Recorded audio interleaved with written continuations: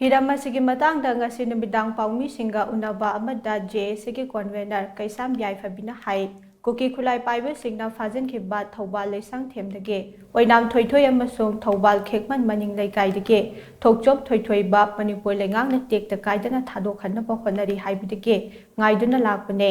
ngasigi numita karigumba makoi ani Thadoraknabadi hayeng ayuk Pung ahumdagi hauraga Thoubal District Pumba Pung Nifunipan General Strike kaunaba warep laure General Strike asigi manungda ana ayek amade Lining Laishon Gamari Lainaba Thabak Thoram Natana Hiram Matada Komthokpa Lairui Haina Mahakna Makhatana Phungdokhe Amaromda Kuki khutlai paiba singna phajinkhibba Naha ani Government of India amasung Manipur Leingakna kangadabani haiduna ngasi nungthil masing yamlaba maira paibi ima ibel sing Thoubal Mela Ground ge Yaripok Lamkhaida National Highway 102 thingduna khongjang jangsinkre makhoi ani mama singda sinadri fauba haloi haina National Highway da famduna leire